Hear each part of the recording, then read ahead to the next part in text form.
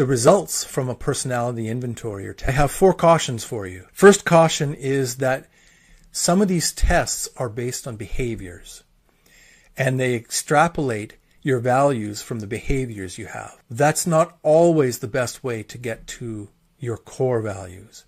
Situational values? Sure. Environmental values, operational values? Sure, that works really well.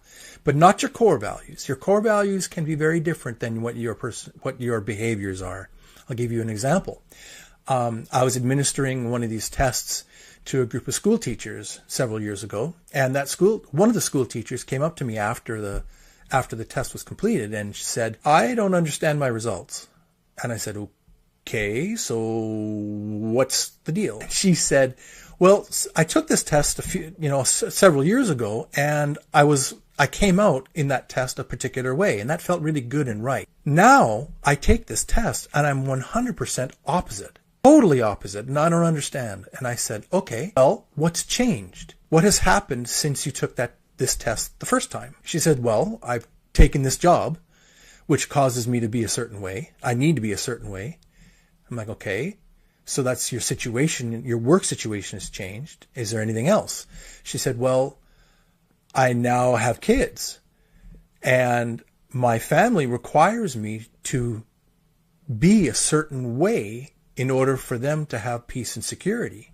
So now my home life has changed." I said, "Okay, so what you're saying to me, what I'm hearing is that you are very situationally oriented. Your value system, the value system you're using right now is one that reflects your work and reflects your family. I don't think that actually changes the core of who you are. It just means that the values that you have to live out right now are a little different." And she kind of thought about it, and she went, "That makes a lot of sense. So my core hasn't changed, but because of the situations I'm in, I'm having to live different values." I said, "Yeah, that sounds right." And she goes, "I like that.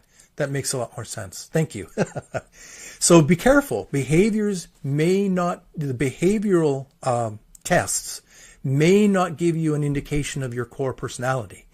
They may only be a reflection of the situations you find yourself in. The second caution I have for you when you're interpreting these results is beware of user bias. And what I mean by that is that some people believe they want to be a certain way or believe they are a certain personality type. And what they do is that they are so sure that they're that personality type that they answer not based on what they actually are, but they answer based on what they want to be. And I have seen this, so that when someone is so strong in what they want to be, they cause it to happen. That's user bias. That does not reflect an honest approach.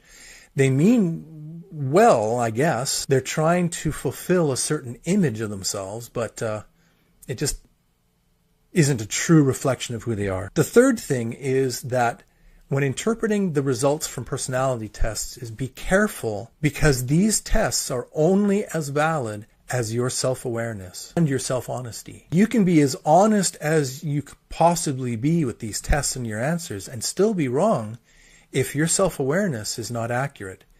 That was my problem. As I related in my last video, I did not know who I was in truth, and I thought I was a certain way, and for the majority of my life I thought I was a certain way. So I answered the questions on these tests in a certain way, but it wasn't accurate. And it's only in the last few years that I'm learning that I hold core values very differently than what I thought I did. And it's both freeing and a little scary.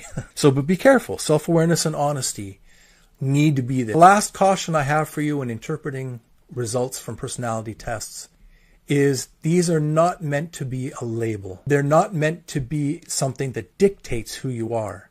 They're meant to help you with understanding, not based on an absolute rule.